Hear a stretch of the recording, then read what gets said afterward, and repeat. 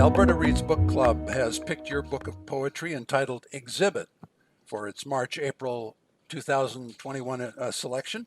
I have to say it's a fascinating read and a use of poetry and even types of poetry that, at least to my eyes and ears, feels strange, intense, and even somewhat disorienting. It's really quite fascinating.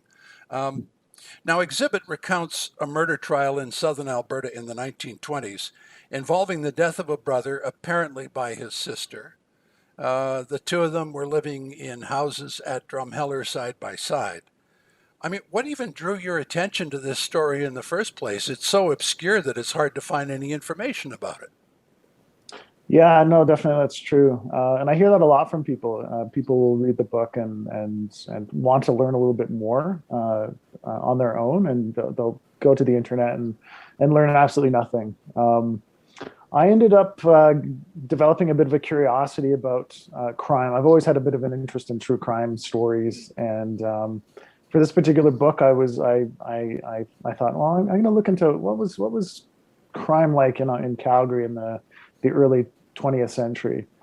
So I found myself going to the archives at the Glenbow Museum, and I was just kind of digging around. I was just kind of poking around in the fonds of a prominent Calgary-based attorney in the early 20th century. And I found just it looked like a part of a court transcript that had just been torn from the whole. It was about 12 pages long, and it was basically the point in the trial where Margaret MacPhail was being interviewed. So I was capturing or I was reading the questions that she was being asked, and I was seeing her responses to it. And essentially that's basically where it started. It was just this. Just really by chance kind of discovery. But again, it was just left to those 12 pages. And so I had to kind of decide if I want to just leave it at that and have it go nowhere or to kind of pursue it. But it was just honestly, it was just a series of kind of chance discoveries over the course of a few months. It's fascinating. One of the things that you've discussed this before publicly, but one of the things I found intriguing is that you yourself to this day do not know if Margaret MacPhail was found guilty or not. Yeah, and that was, I mean, it was deliberate at the start. You know, I kind of wanted to give myself the experience of a judge or a jurist, kind of discovering information and being exposed to evidence. Over the course of the trial, I wanted to give myself that experience. I didn't want to have any kind of bias going into writing it. So I deliberately I decided that I would proceed with the project without that information, so I could sort of avoid that bias. And then once it was done, I kind of thought, well, I could easily figure it out. And I keep asking people, you know, if anybody wants to find out what it is and wants to tell me, I'm open to that, but I'm not going to go out of my way to find out how the trial concluded. Just to give our viewers a sense of the interesting environment and flavor that you've created, I was wondering if I might ask you to give us a short excerpt from the book itself. Yeah, for sure. So I was thinking about this, and I will read a piece. It's a shorter piece from a section of the book called Exhibit C, and the poem is called. This is kind of how in a trial transcript you'll see the information is sort of. You'll get an A for a response, and then you'll get an initial for who's asking the question. So this indicates that this is Margaret MacPhail responding to a question. So the title becomes, "I felt to see whether his hands were warm. I tried to keep him alive." I like this piece because it's a moment where there's kind of like a bit of it's kind of a warm moment between Margaret and her brother, when she's kind of discovering her body or in interaction with his body on the ground. His hands had lost their snow coats. She burnt her finger on the inside of Alex's lip. On Alex's tongue, she felt the belly of a dog, the stiff, cold belly of a dog. She felt the stiff leg of a dog. She had been breaking apple stems. She felt the eyes had stupid expressions, so she placed tinfoil in the eye sockets and gave them a partial water bath by means of a small watering can. The stars began to tremble against them as on a dark sky, and the pupils shattered into 100 grains of wheat. Alex's cheeks were red from the exercise. She fanned away frigorific rays. She turned his hair inwards. She blackened his bottom. She imagined his brain like clothes warmed from the sun burning through a suitcase. Alex became the fur of several delicate animals, a rising moon with no features, and in the wrong part of the sky, a traffic cone, a rotten sunset. She felt confined in a metallic vessel. She felt the freezing slats of a bench on her bottom.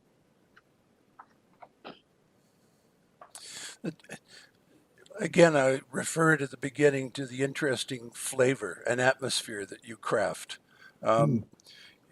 Throughout the book, sometimes you're fairly close, or the reader can tell you're fairly close to the proceedings of the trial. And other times you're really into a much more abstract kind of world around the two people in this story. And I just wondered what kind of reality you were trying to evoke for the reader as you built this rather long work around a specific case. Mm-hmm. Yeah, I mean, I think the reality is it's really hard to talk about reality when you talk about a trial. Because you have a narrative that's being told, that's being sort of the prosecution is trying to establish a narrative, the defense is trying to think about how they're going to craft a narrative in response to that, but in a lot of ways it's very bare. The stories are quite bare, and there's not a lot of room for sort of imagination, I guess. The style of questioning is doesn't really allow for much creativity, I guess, nor should it, I guess, in a trial. But that's where, for me, it became really important to kind of move away from it. My interest wasn't so much in trying to create something realistic or representational, I suppose, because I employ collage techniques as well, which I think speaks to that kind of disjointed experience that sometimes you'll get. But I was more so trying to capture, I guess, sort of the emotional experience of these characters. Margaret, it's never 100% clear, if she is, either her brother has killed himself, and that's warrants an exploration of this story, or she's done it. But that's very abnormal. Sisters don't often kill their brothers as much as they might want to. So there's a whole bunch of questions that start to come to the foreground, and so that's kind of what I wanted to explore. I wanted to try to present, first of all, Alex, who is very much absent. Of course, he's dead, but he's not really explored in great detail, aside from the fact that there's some mental health issues that get suggested. So I really wanted to kind of explore that. I'm quite interested in that, and mental health as a general topic, and depression and anxiety and so on. So I really wanted to kind of explore that. So Alex, that's a part of Alex that's explored quite heavily. But there's also Margaret's side. Her brother has just killed himself, so there's some trauma there that she's experienced.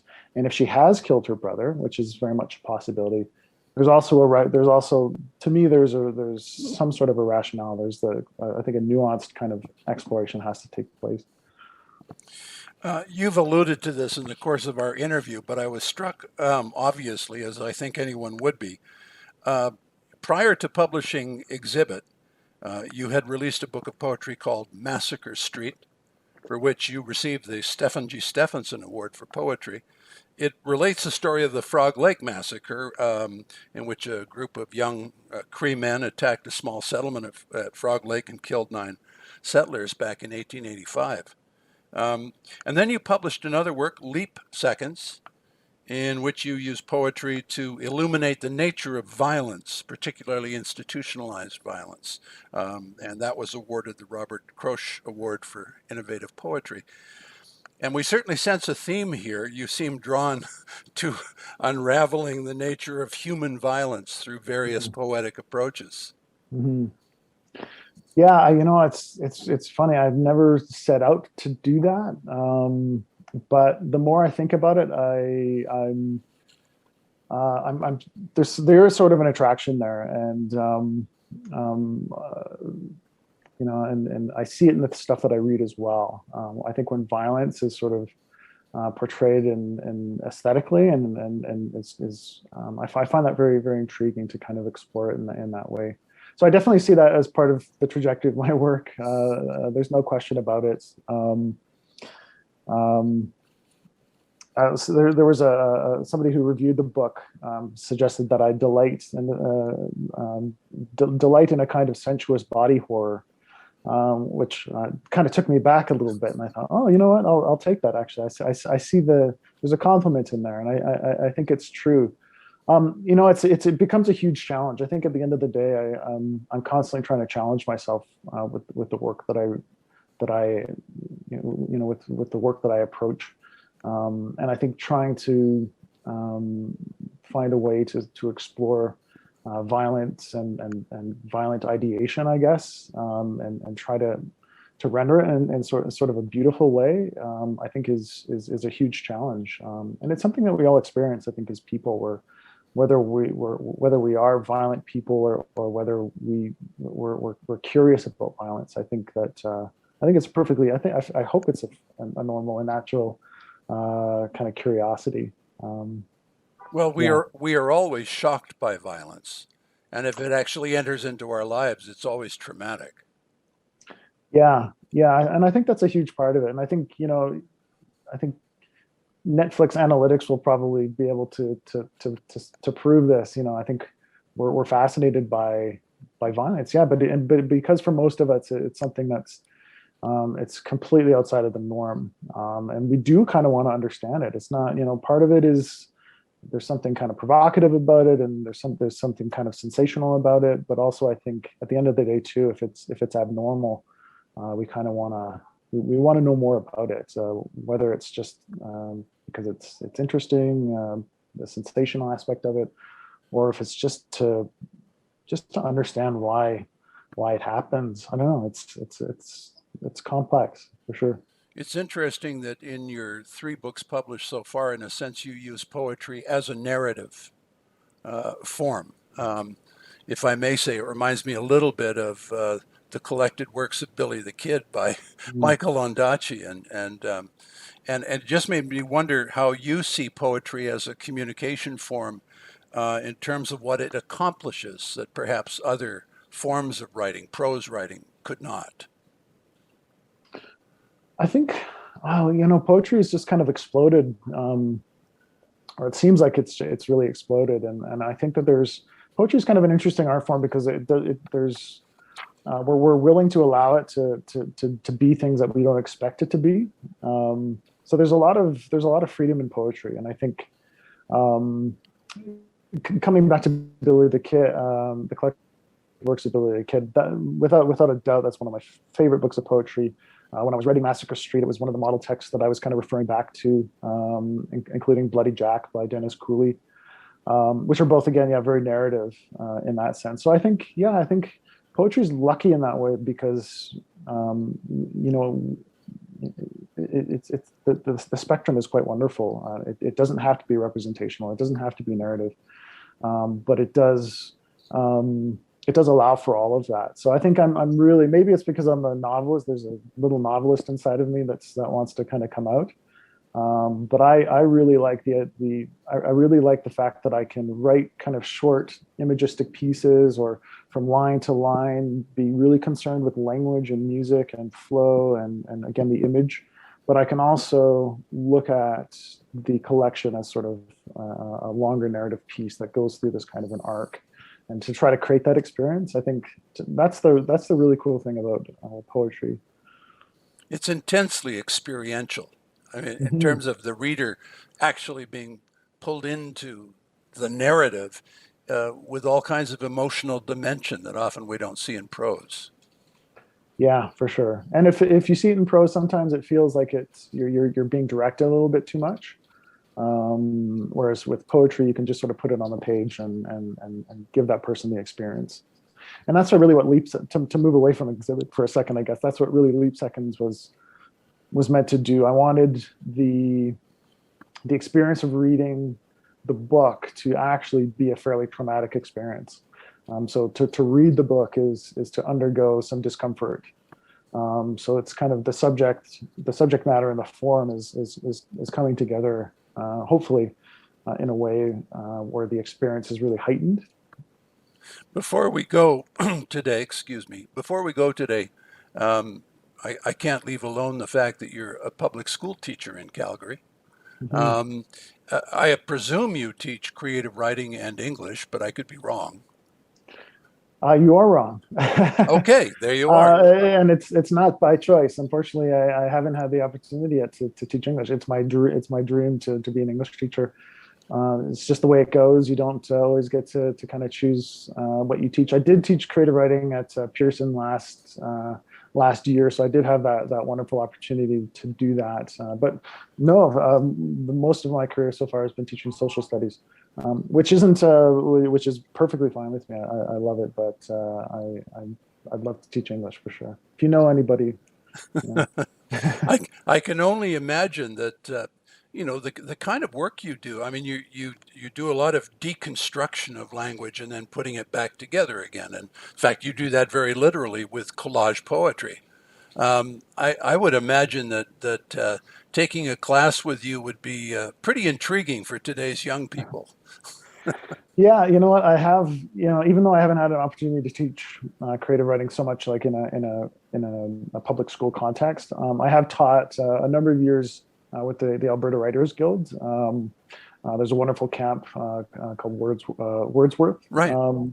and it invites young people from the ages of like around 14 to 18 every year during the summertime, and that's really where I've kind of perfected my teaching of creative writing, which I absolutely love to do. So I have had my opportunities to do that, and I love working with kids, and kids really love. At least in my experience, kids have really kind of loved the collage aspect of my writing. I think they find it really interesting, and it's a kind of a process or a tool that makes even kids who might not be great or very confident poets. It gives them tools to actually to approach poetry in ways that they might not have thought, and it's almost like it's a process that anybody can do it, and anybody can be a poet if they use tools like collage. I might be oversimplifying a little bit, but it is one of those tools that I think really sort of helps, can be very helpful to the process of writing. Well, what strikes me immediately is the fact that with your approach to creative writing and poetry, um, there is not a sense of you're locked in to anything. I mean, we have a language, the words have common meanings, commonly shared, but they can be carved up, taken apart, put in different orders, and Hmm. given entirely new layers of meaning through that recomposition. Yeah, yeah, and I think that's what I aim for. I mean, truly, and I don't know how other writers do it, but I know that when I'm in the presence of a line or a stanza that is really new and exciting, and then I'm happy and I feel like I've done my job. And that's what collage really enables, I think, very easily. And you can do it, even if you look at collage as a visual art. It can look very different. Sometimes collage is there's a precision to collage, and everything's sort of neatly positioned and symmetrical and so on. And sometimes those little the tears between images that are being locked together are still very visible.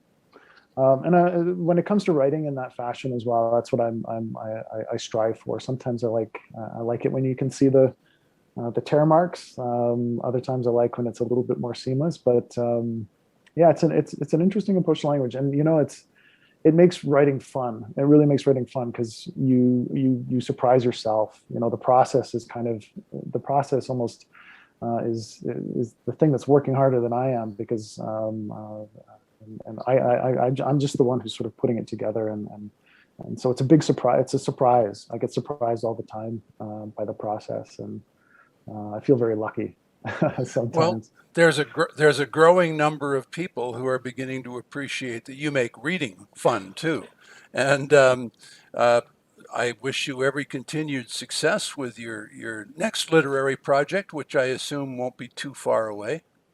No, it's coming up actually pretty close. I'm on a sabbatical right now to finish a new book project, but at the same time, I'm actually editing my next book with the University of Calgary Press. It's called "I Wish I Could Be Peter Falk."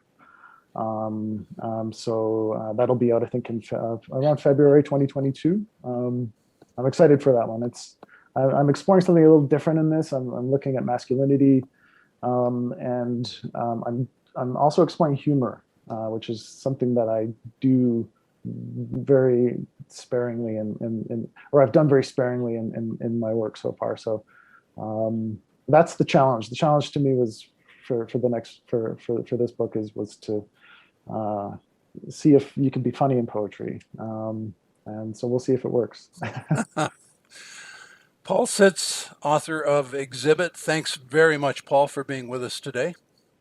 Thank you so much, Kenneth. So it was a lot of fun. Thank you.